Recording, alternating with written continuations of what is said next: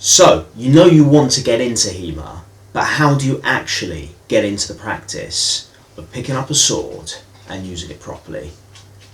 Let's get into it.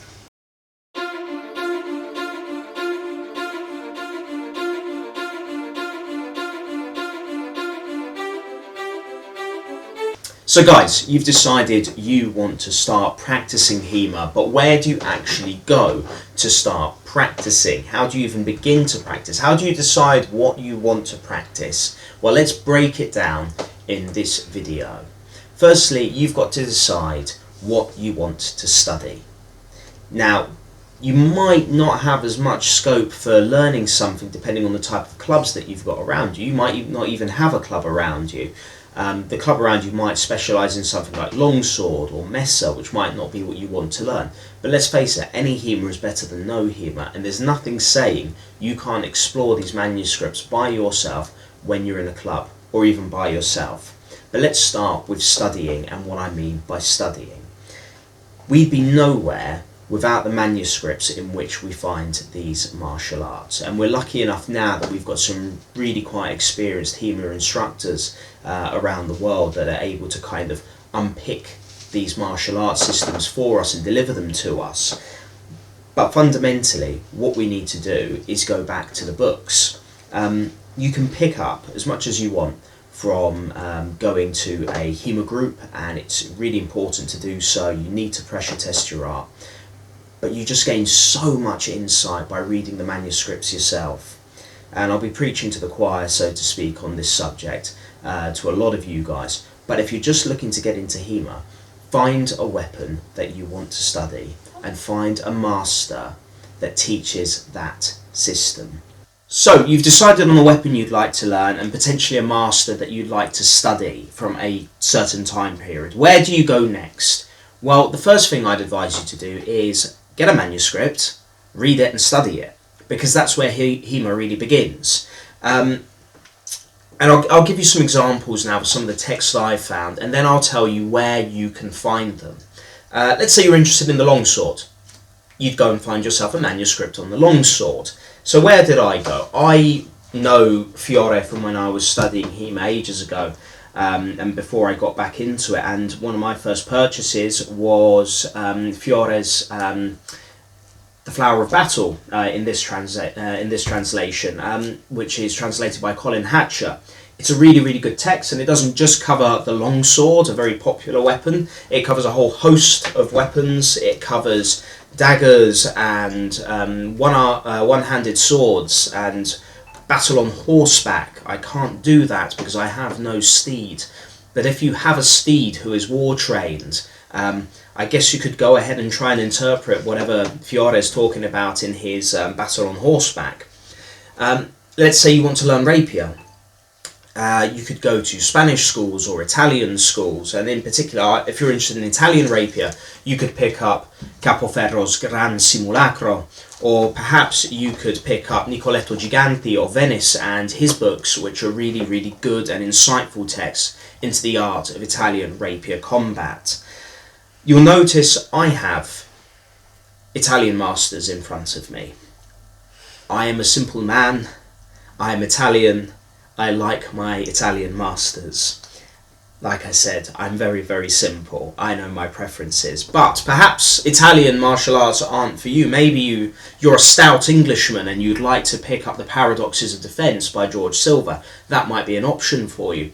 Maybe you want to learn the Langsmesser, or you're interested in particular in German swordsmanship, where you could do worse than going to Meyer's The Art of Combat. And all of these books I've picked up from Amazon, which then leads us on to where do we get these manuscripts from? The internet, number one, is one of the best places to get manuscripts. In particular, I've got a lot of books from Amazon, some really good prints.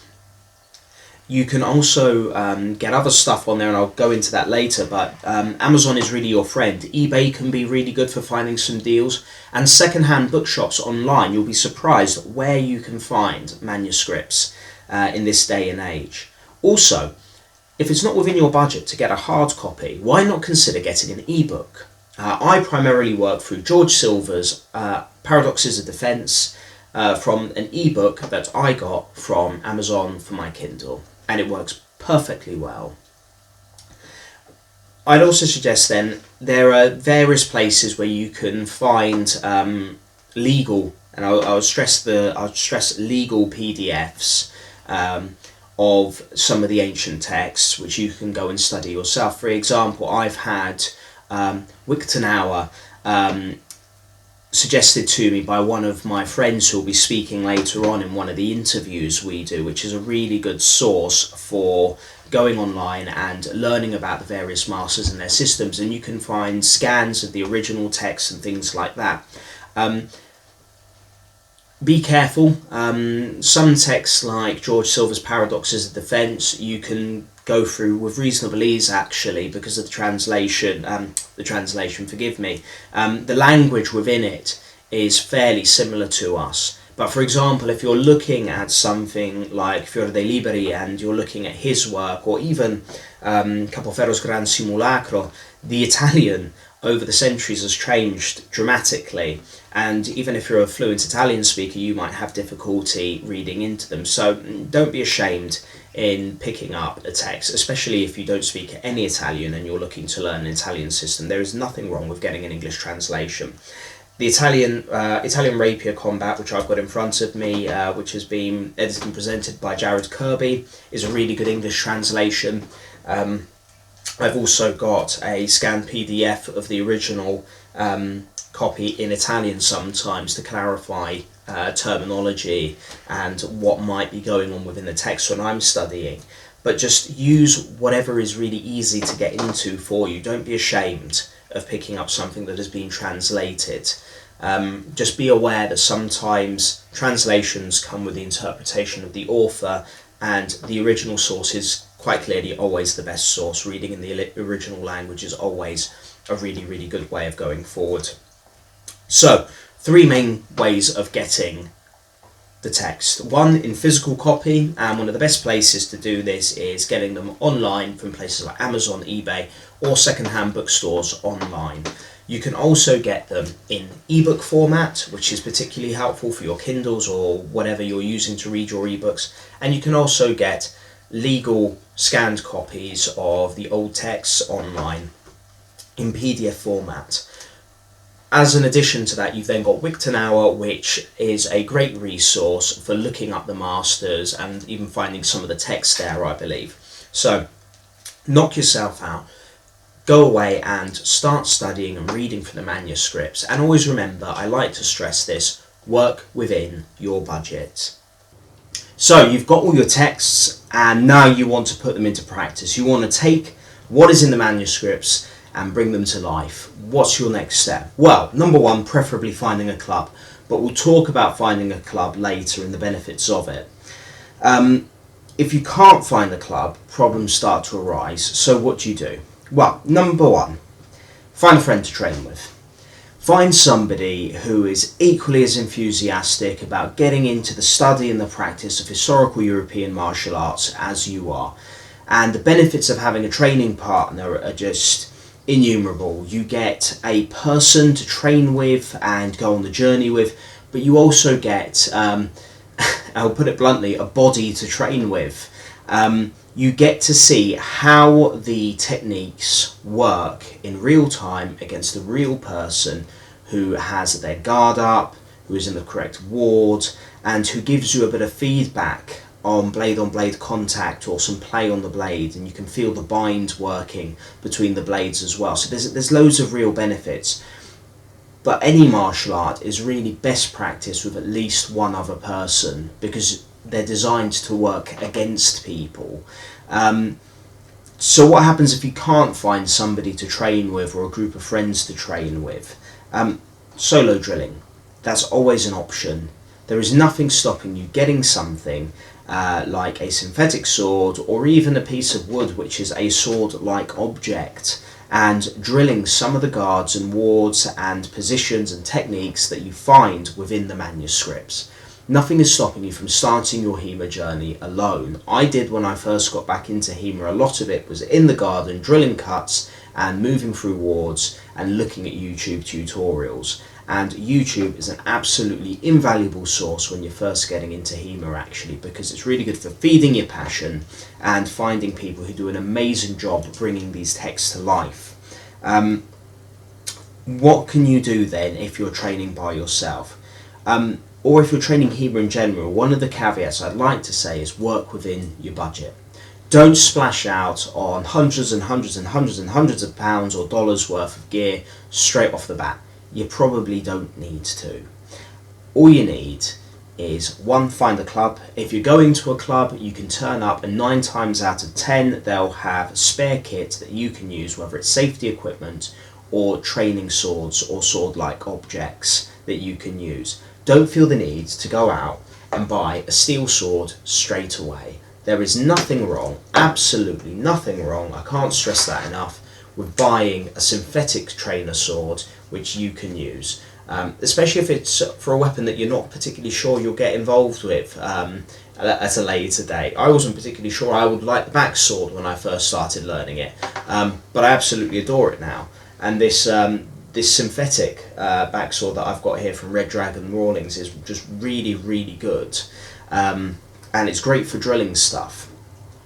So what would I get first? I would probably get, realistically, a mask and some hand protection, which are the fundamental things you'll really, really want as a bare minimum if you're training HEMA by yourself or with a friend or in a club. It's always good to have your own mask and your own gloves, because they're just pieces of kit that are just really going to be useful to you. You're going to get hit in the hands, you're going to get hit on the head, and the best thing you can do at this point in time is protect yourself. You can get yourself, if you're at home, you don't even really need a synthetic sword. Worst comes to worst, you pick yourself something up that is a sword-shaped object and you use that safely.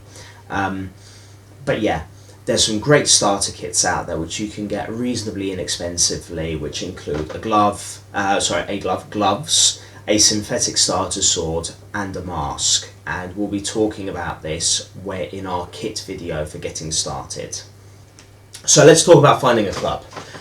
Where are the best places to find a club? Well, frankly, number one, the internet. Use Google. Google is your friend in this place. Type in HEMA club near me or HEMA club near X location. But if you're looking to kind of get a wider scope of things and you want to look at a nice directory of sorts, I would suggest 2 websites. The first one is, if you are in the UK, I would suggest you go to the British Federation for Historical Swordplay, and I will link them down below in the description. They have a nice directory, they're a professional organisation in the UK, and you can find a whole host of HEMA schools and a little bio on what they like to train there as well. Likewise, and this goes internationally, you can go to the HEMA Alliance. The HEMA Alliance website, which will be linked down below again. They have a nice directory where you can type in your postcode, your zip code, whatever, and you can go and find any HEMA clubs close to you.